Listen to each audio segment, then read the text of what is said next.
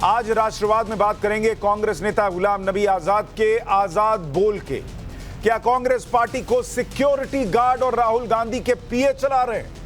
यह दावा किया है सोनिया गांधी के करीबी रहे कांग्रेस में करीब 50 साल बिताने वाले गुलाम नबी आजाद ने। कांग्रेस के वरिष्ठ नेता गुलाम नबी आजाद ने आज पार्टी से इस्तीफा दे दिया। इस इस्तीफे के ऐलान के लिए उन्होंने सोनिया गांधी को 5 पन्नों की एक चिट्ठी लिखी और इस चिट्ठी के आखिरी 2 पंक्तियों में उन्होंने इस्तीफे का जिक्र किया। बाकी के 5 पन्नों में उन्होंने कांग्रेस की दुर्दशा के इतने कारण गिनाए कि जितने तो कांग्रेस के पास सांसद नहीं। गुलाम नबी आजाद की इस्तीफे वाली ये चिट्ठी ऐसी है जैसे राहुल गांधी को समर्पित हो। पहले पन्ने पर तो उन्होंने कांग्रेस के सुनहरे दिनों के बारे में लिखा, लेकिन दूसरे पन्ने से वो राहुल गांधी पर जमकर बरसने लगे और कांग्रेस की बर्बादी के लिए राहुल गांधी को इकलौता जिम्मेदार ठहरा दिया।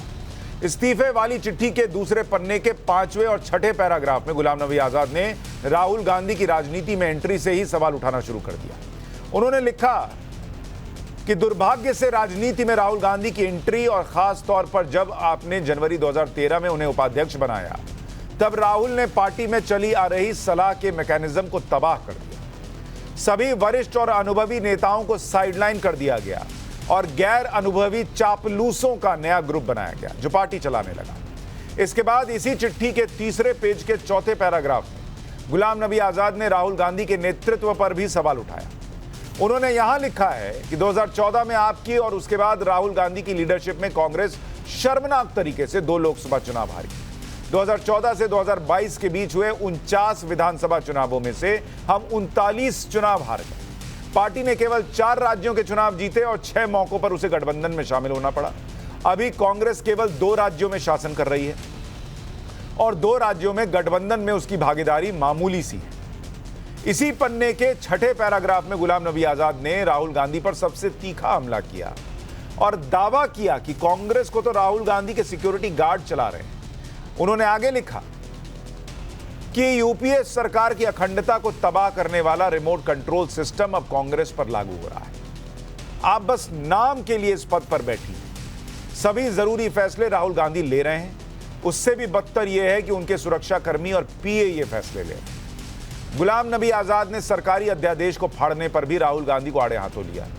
उन्होंने लिखा कि राहुल गांधी का मीडिया के सामने सरकारी अध्यादेश को फाड़कर फेंकना, वो अध्यादेश जिसे कांग्रेस के अनुभवी नेताओं ने गहन विचार विमर्श करके तैयार किया था, राहुल गांधी का यह व्यवहार बचकाना था और इस हरकत की वजह से प्रधानमंत्री और भारत सरकार की गरिमा को भारी ठेस पहुंची। और फिर 5वें पन्ने के अंत में गुलाम नबी आजाद ने राहुल गांधी के भविष्य के सबसे महत्वपूर्ण अभियान पर चोट किया और लिखा कि राहुल गांधी को भारत जोड़ो यात्रा से पहले कांग्रेस जोड़ो यात्रा की जरूरत है। मैंने भारी मन और बहुत खेद के साथ कांग्रेस से अपना दशकों पुराना रिश्ता तोड़ने का फैसला किया है। मैं कांग्रेस के सभी पदों से इस्तीफा देता हूं। इधर गुलाम नबी आजाद ने राहुल गांधी की कमियां गिनाई, उधर कांग्रेस के कई बड़े नेता गुलाम नबी आजाद पर हमलावर हो। इसके अलावा तो कुछ होता नहीं, हर बार यही होता है। कांग्रेस प्रवक्ता जयराम रमेश ने लिखा, जीएनए यानी गुलाम नबी आजाद का डीएनए मोडिफाइड हो गया है।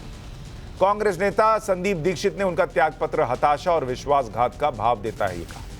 कांग्रेस नेता आनंद शर्मा ने सधी हुई प्रतिक्रिया दी और कहा कि जाहिर है कि गुलाम नबी आजाद बहुत आहत हुए होंगे। जबकि अशोक गहलोत ने कहा कि 42 साल से आजाद साहब के साथ काम किया, उम्मीद नहीं थी ऐसी चिट्ठी लिखेंगे। एक बार अशोक गहलोत को सुन लीजिए।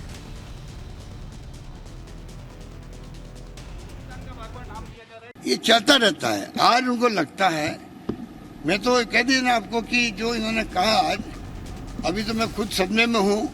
एक ऐसा 42 साल का जिसको सब कुछ मिला जिंदगी के अंदर, 42 साल ही बगैर पद के नहीं रहे हो व्यक्ति, आज वो ये मैसेज दे रहे हैं जैसे कि जो मेरी समझ के परे हैं।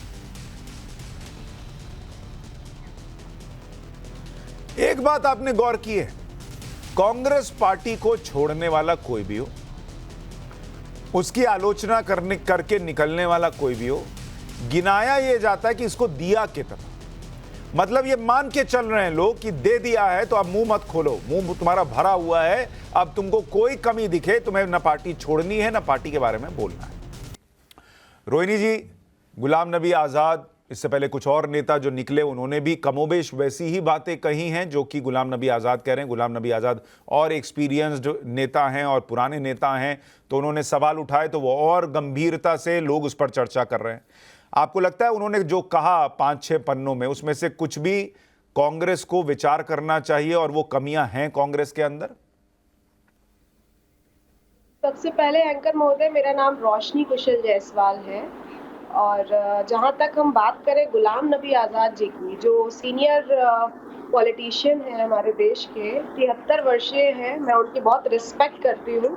लेकिन उन्होंने जो आज निर्णय लिया है कांग्रेस को क्विट करके, उस निर्णय से मैं बिल्कुल भी सहमत नहीं हूँ, क्योंकि जिस कांग्रेस पार्टी ने उन्हें इतना सम्मान दिया, उनके करियर को कहां से कहां लेके गए, उन्हें चीफ मिनिस्टर बनाया, उन्हें राज्यसभा बनाया, बहुत कुछ दिया, उस पार्टी को आप इस समय में क्विट कर रहे हैं और उसकी 5 पन्ने की कमियां और उसे भला बुरा कह रहे हैं पूरे देश ने, पूरे विश्व के सामने।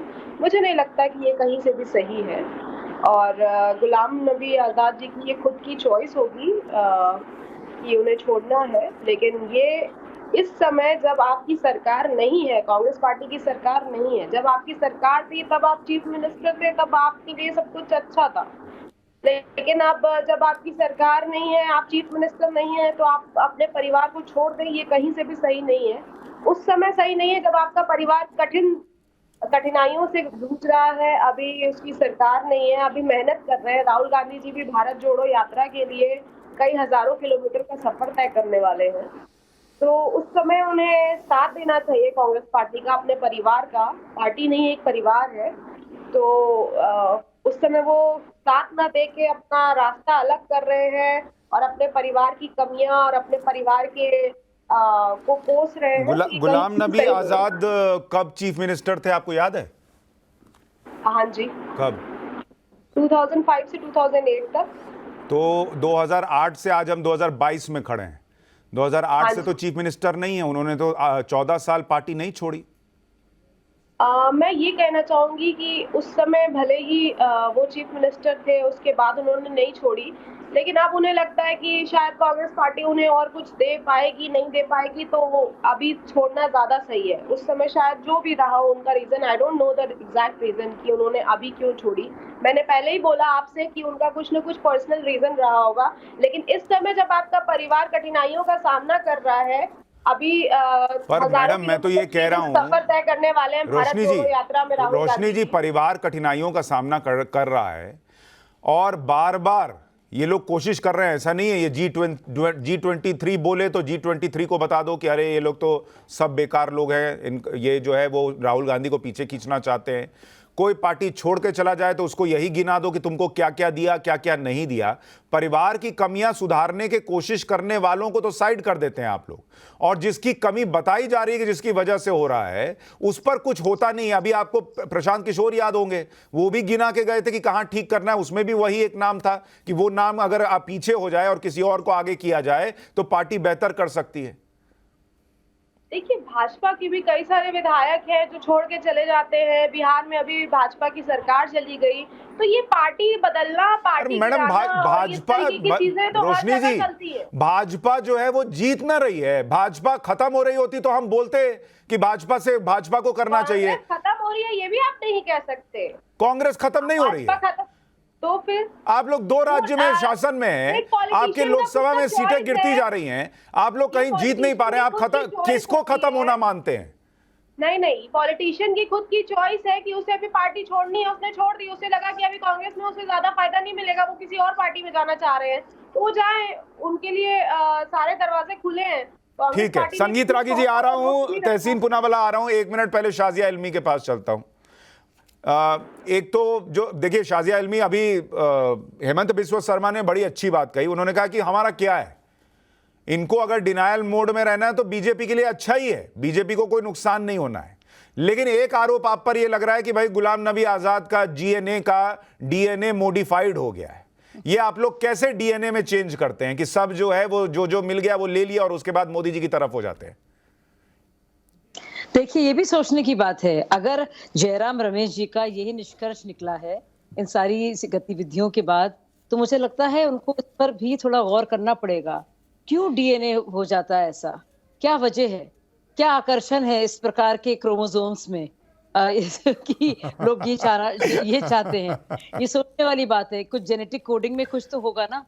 तो ये सोचने वाली बात है और ये खुद जयराम जी सोचें, बहुत अच्छी वो रिसर्च करते आए हैं और बहुत ही अच्छे एनालिस्ट हैं। तो ऐसा क्या है कि लोग जो हैं छोड़ना चाहते हैं कांग्रेस को और बार-बार मतलब इसमें कोई ना तो कोई रॉकेट साइंस है, कोई खास इसमें नहीं, वो कह रही है ना कि अब लोगों को लग रहा है कांग्रेस में कुछ नहीं मिलेगा इसलिए आपकी तरफ जा रहे हैं। नहीं तो वही तो मैं हमको बता रहे हैं आपसे कि प्रेरणा के तौर पर क्या है? प्रेरणा के तौर पर आपका जो नेतृत्व है वो क्या दे रहा है? वो लोगों को क्या कह रहा है? और उन्होंने इसकी बात सिर्फ नहीं कही, उन्होंने बताए हैं बाकायदा कि क्या कुछ हुआ है, किस तरह से सरकार चल रही है, किस तरह से पूरा संगठन चल रहा है। सरकार तो नहीं कह सकते, खैर संगठन किस तरह से चल रहा है या नहीं चल रहा है। उन्होंने बाकायदा गलतियां बताई हैं, लिखा है। 5 पन्नियों की वो पूरी इस्तीफा है, त्याग पत्र है जो मैंने पढ़ा है। उस पर अगर आप देखेंगे तो वो सिर्फ मोदिफिकेशन उसका एक वजह नहीं है कि मोदीकरण हो जाए। इतना आसान नहीं होता है। इतना सरलीकरण कर देंगे हर चीजों को तो जवाब कैसे ढूंढेंगे? तो थोड़ा और बहुत सरल जवाब भी है लेकिन आप देखना नहीं चाहते। तो कहीं ना कहीं तो सच बोलना ही पड़ेगा। ठीक है, तहसीन पूनावाला, आपके हिसाब से गुलाम नबी आजाद के 5 पन्नों 6 पन्नों के इस्तीफे में कोई एक लाइन, कोई एक समस्या जो उन्होंने गिनाई, आपको लगता है कि हाँ ये सही है, या आप भी यही मानते हैं कि इनको सब दिया और ये जो है धोखेबाज निकले, छोड़ के चले गए क्योंकि अब कुछ मिलना नहीं है? मेरे जो व्यूज है गुलाम नबी आजाद साहब के बारे में, ये आज से नहीं, पहले से ट्विटर पे आप चेक लीजिए और वीडियोस और टाइम्स नाउ पे जब मैंने पहले भी इनके बारे में बात किया। जब तक ये मुख्यमंत्री थे, लीडर ऑफ ऑपोजिशन थे, सीडब्ल्यूसी जो कांग्रेस की सबसे हाईएस्ट बॉडी है उसमें वे थे अनइलेक्टेड, जब तक ये लीडर ऑफ ऑपोजिशन थे तब तक ये गुलाम थे। आज जब पार्टी ने राज्यसभा नहीं दे सकती तब ये आजाद हो जाते हैं। जो इन 5 पन्नों में या 6 पन्नों में उन्होंने लिखा है, अगर उत्तर प्रदेश, हरियाणा, तमिलनाडु में संगठन कमजोर हुआ है तो जनरल सेक्रेटरी संगठन के तो वे थे, उसकी जिम्मेदारी उनकी है। आंध्र प्रदेश जिस सूबे में कांग्रेस बहुत मजबूत था, ये रिकमेंडेशन देना कि आंध्र प्रदेश को स्प्लिट करना, उसके बाद ठीक है स्प्लिट होने के बाद जिस तरह से स्प्लिट किया गया उसकी तो जिम्मेदार वे है कि इसकी जिम्मेदार कोई और है? अपनी जिम्मेदारी कब देखेंगे? चलिए छोड़ दीजिए, ये सवाल का वो उत्तर दे कि जम्मू और कश्मीर से, क्योंकि वो जम्मू से आते, जम्मू कश्मीर से लोकसभा चुनाव कब जीता?